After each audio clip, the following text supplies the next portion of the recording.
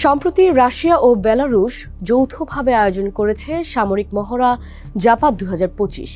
গত 12 সেপ্টেম্বর থেকে শুরু হওয়া এই মহড়ায় প্রতিবেশী ন্যাটো দেশগুলোর সঙ্গে যুদ্ধের অনুশীলনে অংশ নিয়েছে ভারতীয় সেনারাও। নয়াদিল্লি সেনা পাঠানোর এই সিদ্ধান্ত নেওয়ার পর থেকেই বিশ্বজুড়ে তুমুল বিতর্কের সৃষ্টি হয়েছে।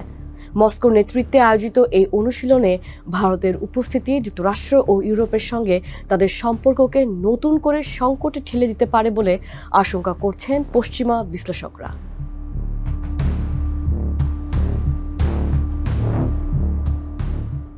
ভারতের প্রতিরক্ষা মন্ত্রণালয় জানিয়েছে তারা 65 জন সেনা পাঠিয়েছে। এর মধ্যে রয়েছেন ভারতীয় সেনাবাহিনীর অন্যতম মর্যাদাপূর্ণ ইউনিট কুমান রেজিমেন্টের সদস্যরাও। তাদের রাখা হয়েছে মুলিনো প্রশিক্ষণ কেন্দ্রে, যা নিঝনি নভগোরদ শহর থেকে 40 মাইল পশ্চিমে। ব্রিটিশ সংবাদ মাধ্যম দ্য টাইমসের এক প্রতিবেদনে বলা হয়েছে রাশিয়া ও বেলারুশের প্রায় 30,000 সেনা মহড়ায় অংশ নিয়েছে। এতে ব্যালিস্টিক ক্ষেপণাস্ত্র উৎক্ষেপণ ও আকাশপথে হামলার মহড়া রয়েছে। মস্কোর পূর্বাঞ্চল, আর্কটিক, বাল্টিক সাগর থেকে শুরু করে বেলারুশের পশ্চিম সীমান্ত পর্যন্ত এলাকা জুড়ে এ মহড়া চালানো হয়েছে।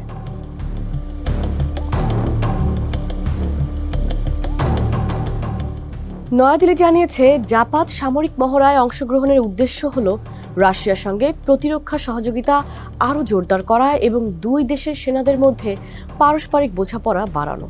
এতে যৌথ প্রশিক্ষণ, কৌশলগত অনুশীলন ও বিশেষ অস্ত্র পরিচালনার বিষয়গুলো অন্তর্ভুক্ত থাকবে। ভারত স্নায়ুযুদ্ধের সময় থেকেই নিরপেক্ষ নীতি অনুসরণ করলেও রাশিয়ার সঙ্গে তাদের দীর্ঘ সামরিক সম্পর্ক রয়েছে। রাশিয়ার কাছ থেকে ভারত সবচেয়ে বেশি অস্ত্র কেনে। 2022 সালে রাশিয়ার ইউক্রেনের আক্রমণের আগেও ভারত জাপানে অংশ নিয়েছে।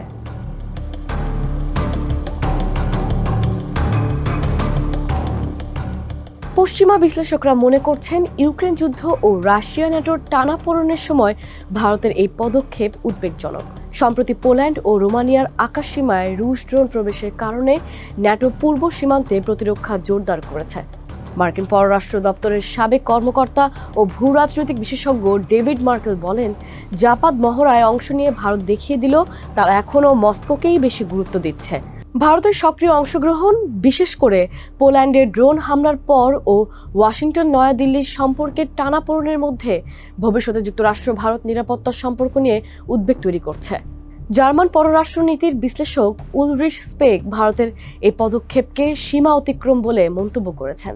ফিনল্যান্ডের কৌশলবিদ সারি আরহো হাভরেন একে অপ্রয়োজনীয় ও ভয়াবহ বার্তা হিসেবে বর্ণনা করেছেন।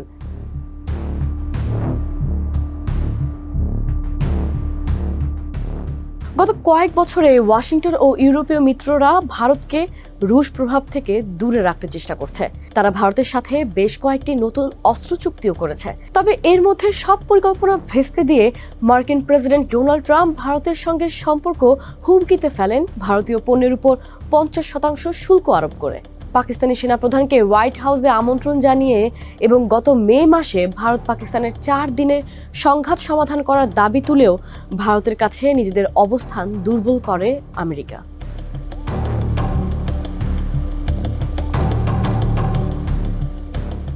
ভারতের জন্য এ মহড়া কেবল সামরিক সহযোগিতা নয়, ভূরাজনৈতিক দাবার নতুন এক চাল। এতে একদিকে স্পষ্ট হয়ে উঠেছে রাশিয়ার সঙ্গে ঐতিহাসিক বন্ধন ধরে রাখার বার্তা, অন্যদিকে পশ্চিমা অংশীদারের সঙ্গে ভারসাম্য রক্ষার কঠিন পরীক্ষাও সামনে আসছে। ইউক্রেন যুদ্ধ, রুশ ড্রোন অনুপ্রবেশ এবং যুক্তরাষ্ট্রের সঙ্গে বাণিজ্যিক টানাপোড়েনের মধ্যে ভারতের এই পদক্ষেপ ভবিষ্যতে আন্তর্জাতিক কূটনীতির সমীকরণের নতুন জটিলতা তৈরি করতে পারে।